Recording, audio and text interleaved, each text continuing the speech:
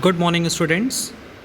In the last few videos of class 12 business studies, we discussed all the chapters related to part A. The first chapter, which are related to the nature and significance of management, chapter 2, principle of management, chapter 3, business environment, chapter 4, planning, 5th, organizing, 6th, staffing, 7th, directing, and 8th, controlling. So after discuss the whole chapter of part A, now we will move to the part B, that is business finance and marketing. You know very well, this part is totally different from the part A. In the part A, we discussed the all the aspect related to the management when we are doing a management. So in this situation, most of the important parts, most of the important topics which are necessary to study already covered in the last few videos. So I hope कि जिस तरह से आपको part A के सारे topics easily clear हुए हैं, हम लोग पार्ट बी के भी जो चैप्टर्स हैं, totally 4 chapters are categorise in the part B. In part B, there are basically 2 units. That is, the first unit is business finance and second unit is marketing. So the 2 units which divided into 4 chapters, from which 2 chapters each from 1 unit. Business finance divided into 2 chapters and marketing already divided into 2 chapters. So in the whole business studies syllabus, there are basically 12 chapters, total 12 chapters. Out of them, 8 chapters from the part A and 4 chapters from the part B. And as I say, business finance include 2 chapters and marketing include 2 chapters. And one more important part regarding part A, that is, a part A is totally based on the management. In the part A, we discussed the principle of management given by Fayol as well as F.W. Taylor, and the basic concept related to the management. What is management? What is the responsibilities of manager? What are the advantage of managers? What are the function of the management? Management's nature, that is as a science, art, or profession, as well as the most important part is coordination, which is essence of management. As well as in the part A, we discussed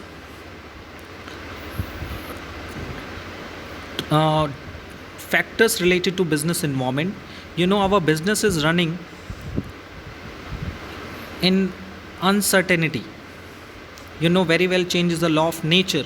So basically, when we are doing a management, when we are doing a planning, when we are doing a organizing, so all the things which are totally depend on future condition, and future condition will be summarized into the business environment.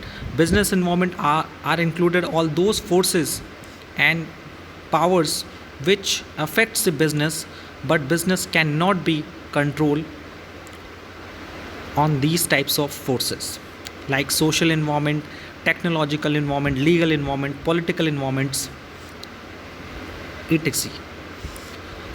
As well as in the part A, business environment, we discuss different kind of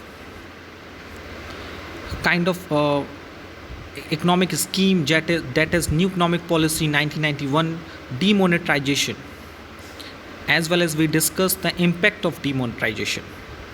And after that, we discuss in the part A the 5 important function of management, that is planning, organizing, staffing, directing, and controlling. So now we will move to the part B, that is business finance and marketing. So I hope, once again, I hope this part will be easy for you and easily understandable for you. So let's start the first unit of part B, that is business finance, which divided into two parts, in which is divided into two chapters. So let we discuss the first chapter of part B. The first chapter of part B, that is chapter number 9, that is a financial management. So let's we start today's video. The first one, the first part, the first topic of this part, that is concept of business finance. Money required for carrying out business activities called business finance. So simple definition of business finance means money required for carrying out business activity. Business activity को करने के लिए हमें money की required होती है, money की ज़रूरत होती है, उसी को हम लोग बिज़नेस फाइनेंस कहते हैं. यू नो वेरी वेल, जब हम कोई काम करते हैं तो फर्स्ट ऑफ ऑल हमारे मन में एक टर्म आता है, दैट इज़ फाइनेंस. फाइनेंस कहाँ से आएगा? That is a money. So business को चलाने के लिए मनी की ज़रूरत होती है, उसी को हम लोग बोलते हैं business finance. To start the business, finance is required for investment in plant, machinery, land and building. This investment is called fix capital. यानी बिज़नेस को स्टार्ट करने के लिए हमें फाइनेंस की ज़रूरत होती है, क्योंकि उस पैसे से हम अपने प्लांट को खरीद सकते हैं, मशीन खरीद सकते हैं, लैंड एंड बिल्डिंग खरीद सकते हैं. So these are the basic necessity for any business. So this investment is called fix capital. तो उसको हम लोग फिक्स कैपिटल बोलते हैं. Even acquiring intangible assets like trademark, patents, copyrights required finance. Further finance is required for carrying out day to day operation of the business. दूसरे तरह के पैसे की ज़रूरत होती है, वो है अपने बिजनेस को चलाने के लिए, डे टू डे एक्टिविटी को परफॉर्म करने के लिए. यानी एक पैसा मुझे ऐसा चाहिए बिज़नेस चलाने के लिए जो मेरे पास लॉन्ग टर्म रहे. यानी मुझसे ऐसी जगह पे इन्वेस्ट करेंगे जो एसेट्स मेरे साथ लॉन्ग टर्म वे में रहेगी, जैसे फिक्स एसेट्स में इन्वेस्ट करेंगे, that is a fix capital. यानी बिज़नेस को चलाने के लिए यू नो वेरी वेल कि हमारे पास लैंड होना चाहिए, मशीनरी होनी चाहिए, प्लांट होना चाहिए, बिल्डिंग होना चाहिए, तब हम अपने बिज़नेस को ईजिली परफॉर्म कर सकते हैं. और ये सारी चीज़ें बिज़नेस में लॉन्ग टर्म वे में हमें बेनिफिट देंगी. सो अगर हम इसमें पैसा निकालते हैं तो ये बिज़नेस फाइनेंस का कौन सा पार्ट होता है? This is a fix capital part. और बिज़नेस चलाने के लिए हमें कई तरह के इंटेंजिबल एसेट्स की ज़रूरत होती है, like trademark, patents and copyright. So आज के मॉडर्न युग में, मॉडर्न ज़माने में यू नो वेरी वेल इन सब की काफ़ी इंपॉर्टेंस है. ट्रेडमार्क हो, चाहे पेटेंट्स हो, चाहे कॉपीराइट हो, ये हमारे बिज़नेस को काफ़ी प्रॉफिट प्रोवाइड करते हैं. So that's why we can say कि अगर हमें बिज़नेस चलाने के लिए फिक्स कैपिटल की ज़रूरत होती है, यानी ऐसी जगह पैसा लगाने की ज़रूरत होती है जहाँ पे वो एसेट्स हमें लॉन्ग टर्म वे में बेनिफिट देगी, तो उसे हम लोग फिक्स्ड फाइनेंस बोलते हैं, that is a fix capital. इसके अलावा बिज़नेस को चलाने के लिए, डे टू डे एक्टिविटी के परफॉर्म करने के लिए भी हमें पैसे की ज़रूरत होती है. That is, salary and wages have to be paid, rent, various bills and premiums are to be paid, raw materials and other supplies have to be brought. This is requires finance. So we can say the finance is the lifeblood of any business for its survival and growth. यानी basically अगर हम पूरे business finance को पढ़ें तो the first part is money required for carrying out business activity is called business finance. Business को चलाने के लिए मनी की ज़रूरत होती है, उसी को हम बिज़नेस फाइनेंस कहते हैं. और इस पूरे फाइनेंस को दो पार्ट में बांटा जाता है. The first part is fix capital and second part is working capital. Okay, तो फिक्स कैपिटल क्या होती है? Investment in plant, machinery, land and building, trademark, patent and copyrights.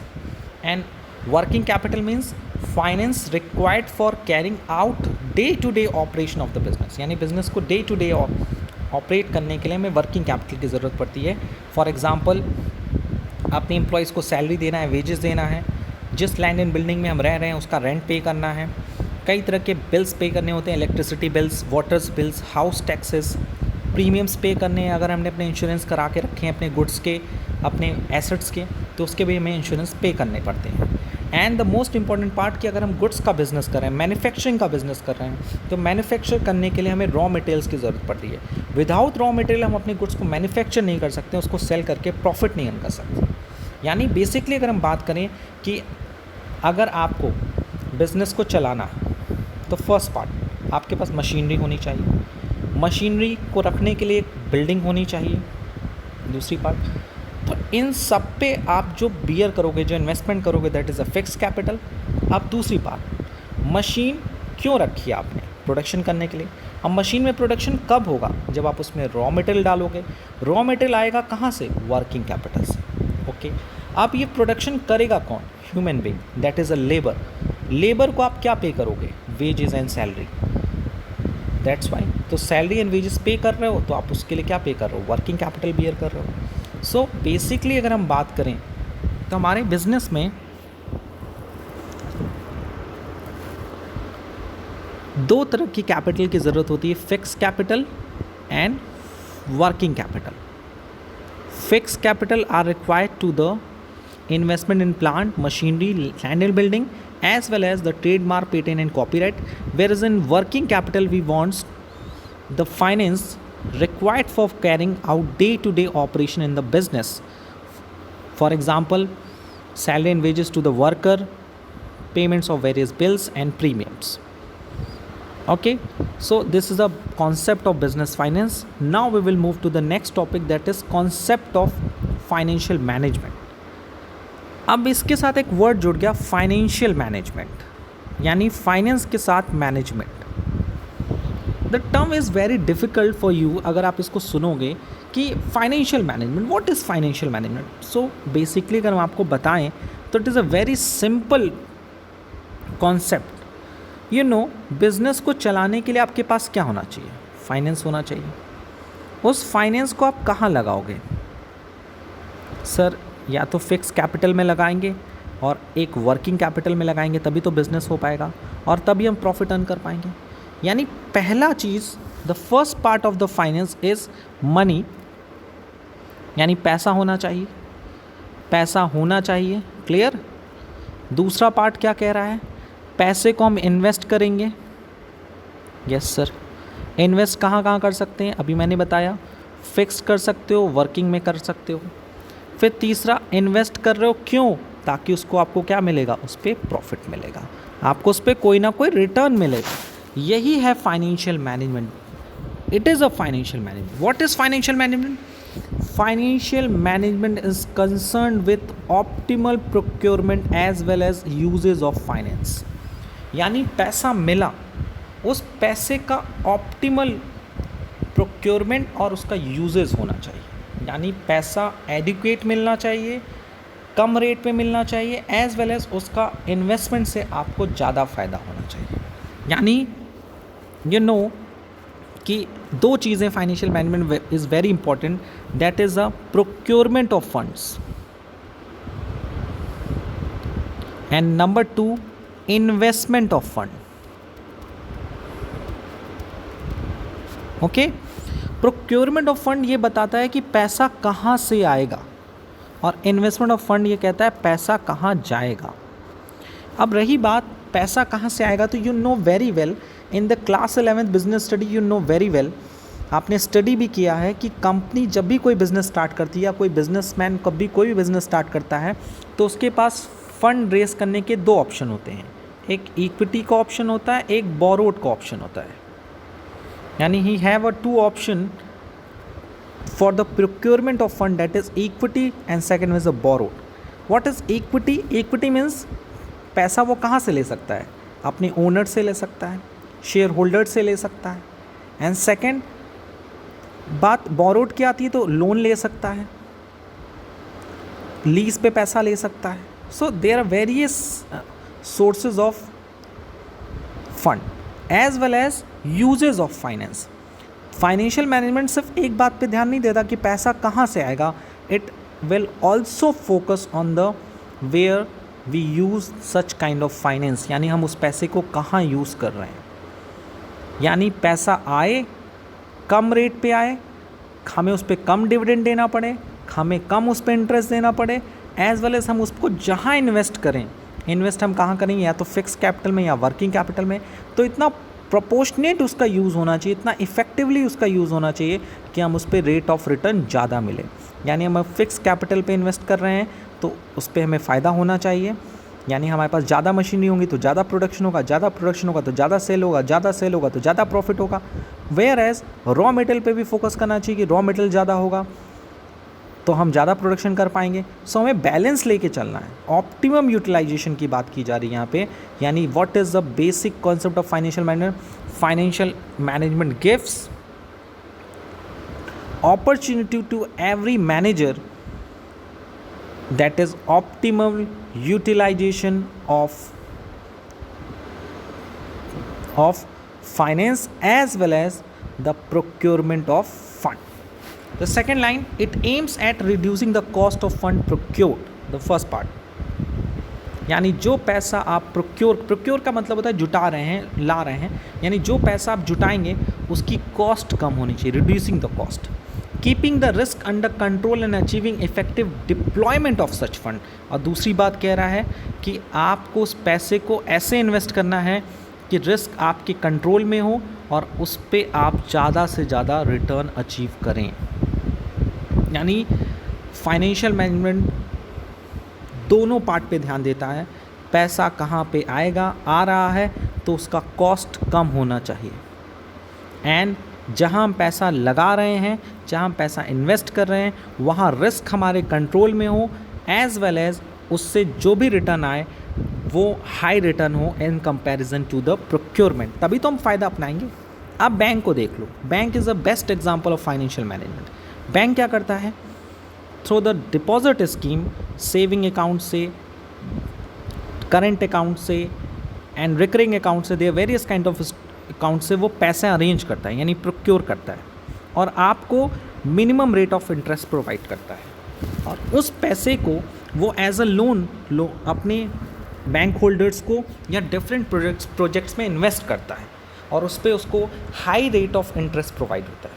अगर वो सपोज़ आपको सेविंग अकाउंट पे 4% का इंटरेस्ट दे रहा है एनुअली, तो अगर वो लोन देता है तो 10% एनुअली पे लोन देता है। सो बेसिकली 6% का जो डिफरेंस है वो बैंक का क्या है?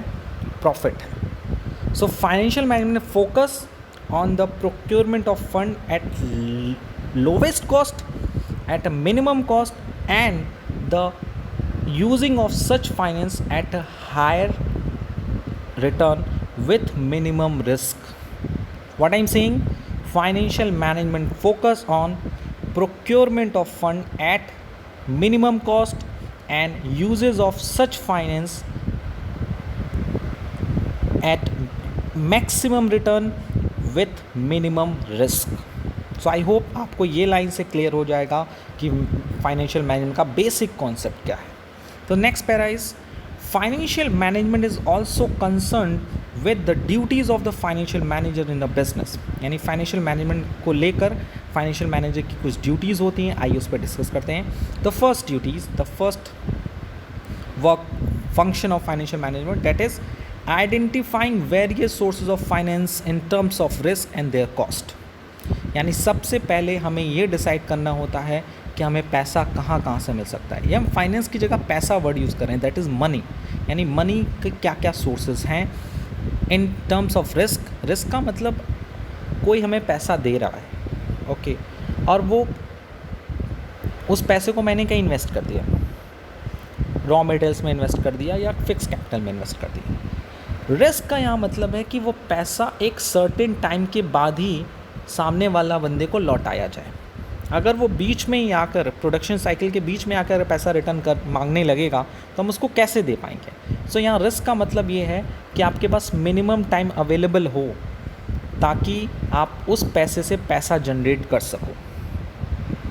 एंड देयर कॉस्ट, कॉस्ट की बात करें तो मार्केट में आप सोर्स ऑफ फाइनेंस वही तय करोगे, वही लोगे जो आपके इन्वेस्टमेंट कॉस्ट, इन्वेस्टमेंट रिटर्न से कम होगी। जैसे अगर मैंने 4% पे किसी से पैसा लिया तो हम उस पैसे को ऐसा यूज़ करेंगे कि उस पैसे से हमें ऑलरेडी 6% 7% का रिटर्न मिला हो, ताकि हम 4% से उसकी कॉस्ट बियर करेंगे और बाकी 3% अपने जेब में रख लेंगे।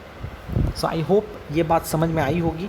The first function of financial manager, that is identifying various source of finance in terms of risk and there cost. Second is timely procurement of fund. It is a very important part. आपने source को identify कर लिया risk के according and उसके cost के according. अब वो fund आपके लिए टाइमली अवेलेबल होना चाहिए, क्योंकि यू नो वेरी वेल कि बिजनेस डायनेमिक होता है, चेंजेबल होता है, अनसर्टेन होता है। सो अगर आपको टाइम पे फंड नहीं मिलेगा तो आप टाइम पे उसका इन्वेस्ट नहीं कर पाओगे, टाइम पे इन्वेस्ट नहीं कर पाओगे तो टाइम पे आपको उसका रिटर्न नहीं मिलेगा। सो एक तरह से उसका जो यूटिलाइजेशन है कहीं ना कहीं रिस्ट्रिक्ट हो जाएगा। So basically procurement of fund का टाइमली अवेलेबल होना it is a very important part, because time is a money. जब टाइम चला जाता है तो टाइम पे अगर आपको कुछ पैसे नहीं मिलते हैं तो वो पैसा बेकार है। The third one, funds so procured are to be invested in such a way that return are greater than the cost of procurement. It is a very important line. Fund को हमें ऐसे इन्वेस्ट करना चाहिए कि उस पर जो return मिले वो आपके प्रोक्योरमेंट कॉस्ट से ज़्यादा हो। यही तो मैं बात बता रहा हूँ, यही तो मैंने आपको बैंक के एग्जांपल में भी दिया कि बैंक ने 4% के अकॉर्डिंग आपसे पैसा अरेंज कराया, डिपॉजिट स्कीम के थ्रू सेविंग अकाउंट पे आपसे पैसा लिया गया और आपको 4% 5% का रेट ऑफ इंटरेस्ट प्रोवाइड करिए, और उसी पैसे को किसी सेकंड पार्टी को एज अ लोन प्रोवाइड करिए और 10% का इंटरेस्ट कमा रही है और 6% का उसे नेट प्रॉफिट हो रहा है from the rate of interest. So fund को मैनेजर को ऐसी जगह इन्वेस्ट करना चाहिए कि उस पर जो मिलने वाला रिटर्न है, यानी return on investment on the invested fund is must be greater than the cost of procurement. Okay, the next one, ensure sufficient availability of fund as well as check that fund are nothing lying idle. Yes, every financial manager must ensure कि उसके पास fund की sufficient availability हो, timely भी adequately भी। जैसे point number 2 में कहा गया था कि प्रोक्योरमेंट जो होना चाहिए वो टाइम पे होना चाहिए एज वेल एज सफिशेंट भी होना चाहिए। अगर आपके पास सफिशेंट फंड नहीं अवेलेबल है तो कहीं ना कहीं आपका वर्किंग जो है ऑपरेटिंग एक्टिविटी इफेक्ट होगी, आपको रॉ मटेरियल्स खरीदने में दिक्कत आएगी, आपको फिक्स कैपिटल में इन्वेस्टमेंट करने में दिक्कत आएगी। So a businessman faces a various kind of problems when he has inadequate funds. So the first part of this कि सफिशेंट अवेलेबिलिटी ऑफ फंड होनी चाहिए, as well as financial manager को ये भी चेक करते रहना चाहिए टाइमली कि कोई फंड आइडल ना हो। आइडल मतलब क्या होता है? यूजलेस। हम कहते हैं ना, हमारे घर में, मेरे घर में 1 लाख रुपए रखा है कैश। आप कहोगे सर बहुत अच्छी बात है कैश रखा है आपने। यस, मेरे घर पे है 1 लाख रुपए कैश। क्या ये अच्छी बात है मैं घर में 1 लाख रुपए कैश में रखा हूँ? सर कोई इसलिए रखा होगा इमरजेंसी के लिए, ठीक है इमरजेंसी के लिए रखा हूँ। अब तो इतना डिजिटाइजेशन का ज़माना हो गया, मुझे 1 लाख रुपए निकालने होंगे तो मैं नहीं निकाल पाऊँगा, आराम से निकाल, कहीं ट्रांसफ़र करना होगा तो नहीं ट्रांसफ़र कर लूँगा। सब किस बात की चिंता है? बैंक में जमा कर दो। हम कहेंगे क्यों जमा कर दो? सर घर में रखे हैं तो 1 लाख का 1 लाख है, आपने उसको बैंक में रखा है तो पहले तो सिक्योरिटी हो गई, घर में रखा है चोरी हो गई, 1 लाख रुपए चला गया, प्लस 1 लाख रुपए के चक्कर में पता चला कि किसी के साथ कुछ अनहोनी हो गई, व्हाटएवर। अब 1 लाख रुपए बैंक में जमा, सिक्योरिटी, प्लस दूसरी चीज़ ये है कि बैंक हमको उस पर इंटरेस्ट देगा, मिनिमम 4% देगा, यानी साल भर का मुझे उस पर कितना मिलेगा? काउंट करिए, 4,000 रुपये मिलेंगे। तो 4,000 रुपये मुझे काट रहा है? नहीं सर, यानी आपने जो घर पे फंड रखा है वो कहीं ना कहीं आइडल है क्योंकि आप उसका यूज़ नहीं कर रहे हो। सो मनी इज़ वेरी इंपॉर्टेंट, कि मनी होना इज़ नॉट इम्पॉर्टेंट, मनी का सफिशेंट अवेलेबल होना इम्पॉर्टेंट नहीं है, बल्कि मनी का सफिशेंट यूटिलाइजेशन भी इम्पॉर्टेंट है। यही फोर्थ पॉइंट बोल रहा हूँ। सो द फाइनेंशियल मैनेजर की क्या क्या ड्यूटीज़ हैं इसको हम लोग एक बार फिर से रिकैप कर लेते हैं। पहला कि identify various source of finance in terms of risk and there cost. Number 2, timely procurement of fund. Number 3, funds so procured are to be invested in such a way that returns are greater than the cost of procurement. Number 4, ensure sufficient availability of fund as well as that fund are nothing lying idle, यानी funds आपके पास sufficient हैं but उन fund का proper utilisation होना चाहिए। ऐसा ना हो कि कोई फंड अनयूटिलाइज रखा हुआ है, आप उस पर सिर्फ अपॉर्चुनिटी कॉस्ट बियर कर रहे हैं। You know what is opportunity cost? आपने क्लास 11th में इकोनॉमिक्स में इसको पढ़ा हुआ है कि जब opportunity cost, next best alternative. आपने 1 लाख रुपए घर में रखा है, कोई रेट ऑफ इंटरेस्ट नहीं मिल रहा है, कोई रिटर्न नहीं मिल रहा है, अगर आप उसको मार्केट में इन्वेस्ट करेंगे 4% का रेट ऑफ इंटरेस्ट मिल रहा है, यानी 4% आप अपॉर्चुनिटी कॉस्ट बियर कर रहे हो। So that is the important part कि sufficient availability of fund as well as check that funds are not lying idle. So the next part of today's video, that is definition of financial management. अभी तक हम लोग जो बात कर रहे थे फाइनेंशियल मैनेजमेंट के कॉन्सेप्ट की, सो ये जो पूरा कॉन्सेप्ट है बेसिकली इसी से हमारी फाइनेंशियल मैनेजमेंट की डेफिनेशन भी बनती है. So according to western on Brigham, financial management is an area of financial decision making harmonizing individual motives and enterprises goals. यानी इन्होंने बहुत ही सिंपल डेफिनेशन दी है बिजनेस मैनेजमेंट की, कि business management financial decision making का एक ऐसा एरिया है जिसमें हम इंडिविजुअल मोटिव्स के साथ साथ एंटरप्राइजेस गोल्स को हार्मोनाइज का मतलब है इंटीग्रेट करते हैं, मिलाते हैं. आप कहोगे सर इसमें फाइनेंशियल डिसीजन मेकिंग का क्या मतलब है? तो आप in the every step of financial management, ये पॉइंट नोट कर लीजिएगा, in the every step of financial management क्या क्या स्टेप्स मैंने आपको बताया. First, check the suitable source of finance. Number second, optimum utilisation of resources. 2 point हैं, 2 steps हैं, दोनों जगह आप डिसीजन ही तो ले रहे हो. आपको 1 लाख रुपए बहुत कम है. सपोज आपको मार्केट से 10 करोड़ रुपए लेने हैं, आपके पास 5 करोड़ अवेलेबल है एज ए कैपिटल और 5 करोड़ आपको एज ए लोन लेने हैं, तो आपको डिसीजन ही तो लेना है. लोन लें, किस बैंक से लें? पहला आता है पब्लिक से लें कि प्राइवेट से लें. दूसरा आता है किस पब्लिक बैंक से लें या किस प्राइवेट बैंक से लें. ऐसा तो नहीं हम डिवेंचर इशू करके भी ले लें जैसा आपने पढ़ा था. एक आता था retain earning, it is also source of own fund. तो आपके पास कई ऑप्शन है जिससे आप पैसा अवेलेबल करा सकते हैं फॉर्म में, लेकिन वहाँ आपको डिसीजन लेना पड़ेगा. And such decision is called financial decision making. Second आते हैं दूसरा कि ऑप्टिमम यूटिलाइजेशन ऑफ रिसोर्सेज. जो आपके पास फाइनेंस है उस फाइनेंस का ऑप्टिमम यूटिलाइजेशन होना चाहिए, उस पर रिटर्न भी हाई रिटर्न आना चाहिए. अब हाई रिटर्न आएगा तो आपको डिसाइड तो करना पड़ेगा. आपके पास 10 करोड़ रुपए आपको इन्वेस्ट करना है, 5 करोड़ आपने खुद लगाया, 5 करोड़ रुपए आपने बोरोड से ले लिया, 10 करोड़ आ गए. अब 10 करोड़ लेने वाले करोड़ों लोग खड़े होंगे आपके सामने कि मेरे में इन्वेस्ट कर दीजिए, आइए मेरे में इन्वेस्ट करिए, आइए ये काम करिए. 10 लोग खड़े होंगे. एक सप्लायर मिलेगा, कहेगा सर इसमें काम करिए, बिजनेस बहुत प्रॉफिट. यानी आपको वहाँ डिसीजन लेना पड़ेगा रिलेटेड टू द फाइनेंशियल कि हम पैसा कहाँ इन्वेस्ट करें. आप छोटी सी हम बात करते हैं आपसे, अगर आपके पास 100 रुपये होता है, 1000 रुपये होता है, 2000 रुपये होता है, तो भी आप फाइनेंशियल डिसीजन लेते हो कि उस पैसे को हम किस बैंक में जमा करें. जिस बैंक का नाम अच्छा होता है या जिस बैंक का लोगो अच्छा होता है, बेसिकली आप उसको चूज़ कर लेते हो. आप ये नहीं देखते हो कि वहाँ का रेट ऑफ इंटरेस्ट क्या है, वहाँ फैसिलिटीज़ क्या क्या है. तो बेसिकली हम कहीं ना कहीं क्वालिटेटिव चीज़ों पे जाके इन्वेस्टमेंट कर देते हैं. बट फाइनेंशियल मैनेजमेंट आपको क्वालिटेटिव के साथ साथ क्वांटिटेटिव क्वालिटीज़ को भी स्टडी करने को कहता है, और कहता है भैया वहीं इन्वेस्ट करो जहाँ रिस्क कम हो, जहाँ इन्वेस्टमेंट रिटर्न ज़्यादा हो, और एज़ वेल एज़ आपका जो फंड है वो यूज़लेस नहीं होना चाहिए, यूज़फुल होना चाहिए. तभी आप फाइनेंशियल मैनेजर, एक सक्सेसफुल फाइनेंशियल मैनेजर बन सकते हैं और अपने फंड को ऑप्टिमम यूटिलाइज कर सकते हैं. सो नेक्स्ट पार्ट्स पे जाने से पहले मैं इसको कल मैं डिस्कस करूँगा, that is the importance of financial management, because of ये टॉपिक थोड़ा बड़ा भी है as well as it is a very interesting part, क्योंकि फाइनेंशियल मैनेजमेंट के सारे जितने भी इंपॉर्टेंट पार्ट्स हैं वो इस सारे टॉपिक्स में आ जाएंगे. सो आज हम लोगों ने जो पढ़ा पहले हम उस पर डिस्कस कर लेते हैं.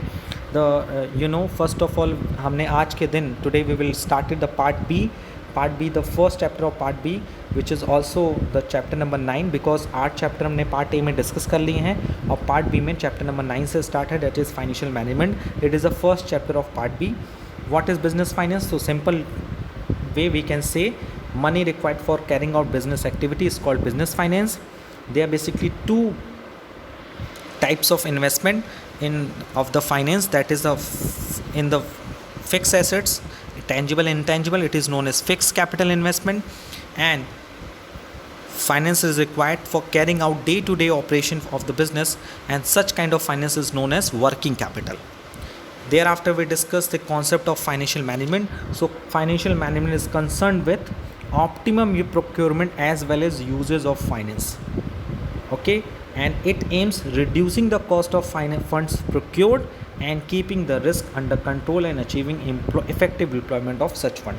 यानी फाइनेंशियल मैनेजमेंट का मेन एम होता है कि हमें ऐसी जगह से फंड रेस करना चाहिए जहाँ पे उसकी कॉस्ट और रिस्क कम हो और इन्वेस्ट करते समय रिस्क को प्रॉपर इन्वेस्टिगेट करने के साथ साथ जहाँ रिस्क कम हो, एज़ वेल एज़ हमें ऐसा इन्वेस्टमेंट करना चाहिए जहाँ पे हमें ज़्यादा से ज़्यादा रिटर्न मिल सके एज़ पर द सिचुएशन। सो आज के इस पूरे वीडियोस में हम लोगों ने तीन इंपॉर्टेंट पार्ट डिस्कस की। The first part is concept of business finance, second the concept of financial management, and third is the function of financial manager. So I hope कि today's topic is clear for you. And apart from this, if you have any kinds of doubt or suggestion regarding this video, please ask me in the online classes as well as in the WhatsApp group. आज के लिए इतना ही। Thank you, thanks a lot.